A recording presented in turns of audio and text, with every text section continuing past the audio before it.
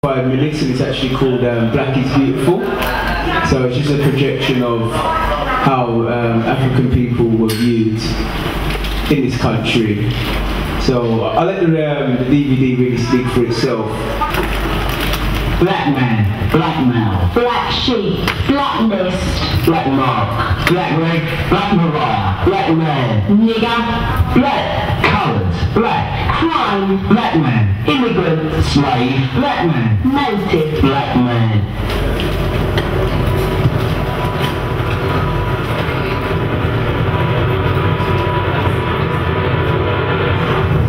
Being black, I know I'm a problem to a lot of people. Someone would think they knew me just through seeing the colour of my skin. I walk down the street and someone would look at me and think, oh, there's a black, he's a mugger, he's a pickpocket, he's a layabout, he's on the dole. And none of these things are true, you know. But I know that person won't know, but that person isn't interested in knowing that. As far as they are concerned, they can see what they want to see, and they need see no more. This film is about a revolution, a transformation in black attitudes in Britain. The West Indian immigrants of 20, 30 years ago put up with the condescending and often hostile treatment they received. But their children, the new generation, have had enough of being picked on, poked at and generally put down. British blackness is asserting its strength and self-respect. No black person who can say, I'm proud of being black, has come to it other than by struggle, and a struggle in the most vital sense within you. The program. Again, what I normally do, I'll give it to the room. I mean, I've got a whole lot of notes, things that are basically I picked up from the documentary, or you know, or I like the new one, mockumentary. So you know, we can all discuss what viewpoints you wanted to see. Anyone want to come in with it, or shall I just continue? All right. Okay. What I found is okay. Go on, sis. I think what was interesting, something that struck me was that was made in the 1980s, I think. There's in the New Gospel 81 and 83. And when you listen to some of the people talking in the 1950s, I know that I've heard my parents and their peers using the same kind of language about people coming and taking jobs, and the rise of the immigrant. And I think it's very interesting that people so those first generation immigrants have now become so British almost, that they use some of the same language and arguments that these people were making back in the 50s. So I just think that it's an interesting phenomenon that the same issues are just continuing to repeat themselves, and actually nothing doesn't actually change. Yes, absolutely. I mean, what I wanted to say, basically what that sister said, is that I noticed, you right there? I noticed that also is that you know, there's a lot of people that discuss when the Polish come in or the Germans come in. Now it's like, oh, they're coming and taking their jobs. But one thing we don't seem to realise is that there's a connection. They're white. So the fact is, there was a colour discrimination bar, because obviously they saw us as inferior, and they had all this information that was brought around us as we came in. I mean, fundamentally, what I noticed is, I don't know if anyone picked up on this, was whereby when they basically spoke about African people, they basically said about how these people were backwards and the backwards continent, and they put the Europeans as closer to God and us as bad. I don't know if anyone noticed, they actually created a song, the church created a song to basically, this is a song that we're singing, as in thank you for saving us. And this is the church song. Go on, brother.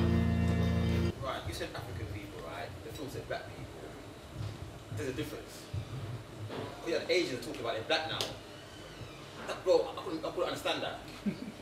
Yeah. But I know now, I still understand it. They're not black, so why should they do the same argument as us? Okay. That's my point.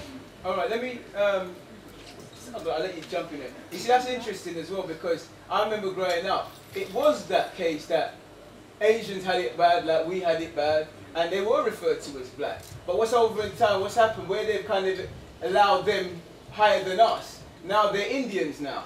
You see, they're Asian, they've got their own nation, they are their own things now. So no, I'm not disagreeing with you. Yeah, so I'm basically saying that I'm with you, but now. What should we use then? Should we use the African or black then, basically? No, absolutely no. It's politically. Oh, sorry. I was just going to say that you've got black African, and then you also have political black. And so what some people of Asian descent will do is call themselves politically black, because then it means that any race discrimination or any opportunities that exist for disadvantaged groups based on race, that they can then kind of piggyback on the back of that. So don't be at all surprised by that, because it happens still now. So sometimes when you're talking about things, you can say, is it a black thing? So for example, where I work, we had a role model project, and what we were very clear about with it was a black project and not a politically black. So all of the people that we were working with were African and Caribbean descent. So that's just Yeah, go on, brother. You'll find that this thing with Asians classifying themselves as black, like as the sister said, it's political. It's not just the Asians that do it. Egyptians do it, Moroccans do it, Tunisians do it. And Irish.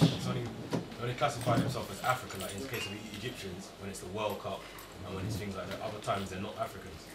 And Indians coming here and classifying themselves as black is actually ridiculous, because in their own country they've got real black Indians, and they kill them and rape them and they don't go to jail for it. That's in 2009. Do you know what I mean? That it's not so. That documentary, I think it was supposed to be about black people. When it was, as usual, it went onto the Asian thing, and it makes you start feeling like, oh, look at the. And they said the first black person to be killed. That's a lie for one, because they're killed in the thousands of black people in jails. The police from the Caribbean have been coming here. They've been killing us in their jail cells. The police. So the documentary, as usual, they always take it to a section where you start to feel sympathy for other people. And you know, they're going through the same as us. Indians, Pakistani, whatever. They do not see they hate black people. That's part of their religion. Okay. That is part of their religion. Let's not feel that they see us as the same. They don't. Louder, brother. Just louder, a bit louder. Let's not feel that they see us as the same, because they don't. They're very racist people in their religion. Okay. I mean, I'm going to let you jump in as well. Again, as I said, regards to the documentary, and I mean, just double back on what you're saying, bro. What I was actually saying also is that the whole, because again, these documentaries actually done from their perspective. So just like how we see things today, when it looks like they care and they actually go in and exploitation, basically one good cop, one bad cop. So they basically try to pretend like some of them feel bad against this, and then they say to the next one, oh, what do you feel about them? But what I did notice regards the vision, because 1 minute it was these people were African and these people were West Indies, and this is the first thing I picked up when obviously exactly the fact. Well, as I look at it, is that you don't put rabbits in the oven and they become biscuits. So it's all African. But in the documentary, this is where I know where our parents had this division. Well, I'm West Indies and when I'm African, but collectively they viewed us all the same. Go on, sis. Well, I was just going to bring it back to the Asians, and although there's racism with the Asians or whatever else, I think we really need to look to the Asians to see how to move forward, because I noticed the points that shocked me the most, which happens today still, is they asked the question of, well, what are you going to do about it? That kind of question, I don't know what the exact question is, to the black guy, and he said, we just have to rise above it. The same question was asked to the Asian guy, and he said, we have a group to retaliate. Can you see the difference? That's true. We have to just rise above it, but the others are already doing something about it. So, they already have their group to retaliate. So we need to look at how they're doing it, what they're doing to do the same thing. We need to stop saying, oh, it's okay, we'll just go over it. It won't matter anymore. Let's get this group going and retaliate in that way and take action, rather than just sit back and say, no, you can't just sit back and create divisions amongst yourselves, amongst other races who suffer the same things, and then say, oh, we're so badly treated when you're doing nothing about it. You understand? You need to do something about it. That's my vision. That's what I'm about. You let the Asians now. One sec, brother, one sec. I'll tell you what, because we do a hand speech. I know it's frustrating. This is a table tennis more, everyone beats. So let me just, this man there, and then, No, that's all right. and then you say. I hate the fact that we're looking to another people